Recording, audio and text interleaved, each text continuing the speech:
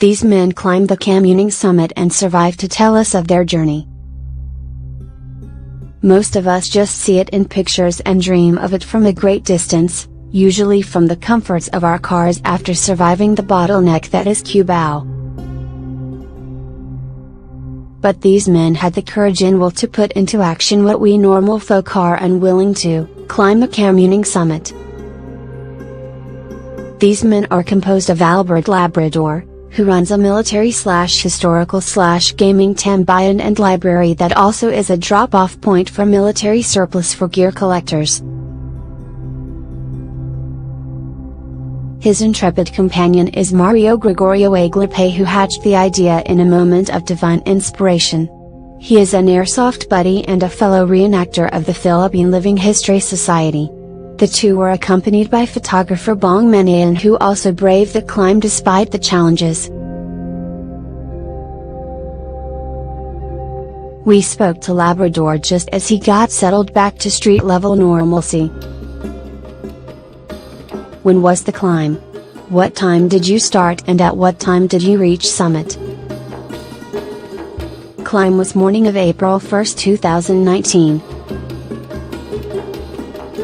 After orienting ourselves via map and compass and by eyeballing the location of the nearest 7-Eleven, we proceeded to do our approach. The climb began at 5:50 and after some rest stops we reached the summit at around 5:55. Due to the altitude and the presence of carbon monoxide we stayed for a very short time, making sure to unfurl the flag, Pinoy Pride, and take a few pictures. How do you guys prepare for the climb? Preparation involved some alcohol and discussions over the few weeks preceding. I was also inspired by my friend's footage of another footbridge a month or so earlier. Daily exposure to EDSA air has conditioned us to the potential challenges. Can you describe to us your gear? I was wearing some gear worn during a 1992 expedition to the Karakoram Himalaya, updated with some more modern equipment. One needs to be ready for any sudden contingencies. We considered supplemental oxygen, but we determined that gas masks were better. What was the most challenging part of the climb? The most challenging part was trying to look nonchalant to the MMDA cops. They were distracted by an accident at the base of Mount Kamuning. Another challenge was bringing out all my dusty and moldy climbing gear the night before and trying to decide which colors were best. Was there a temptation at any point to give up? If yes, at which step? The 7-Eleven shop was the final turn-back temptation.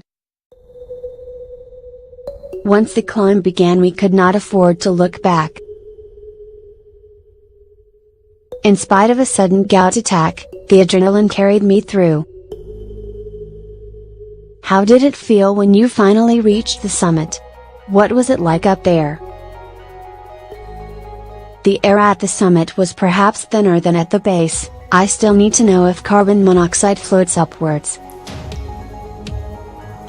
There were a few unnerving tremors as the train passed below. At the summit, some natives passed and greeted us. I must say I'm totally in awe as the few that did follow us up were dressed in what seemed to be ordinary street clothes. My heart goes out to them. I hope they survived. You recommend this trek? The trek is highly recommended. Especially for those going to the Century's Sunday market.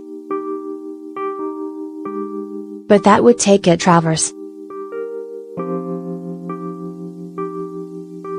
We have yet to attempt that, where plans are being hatched for a larger expedition.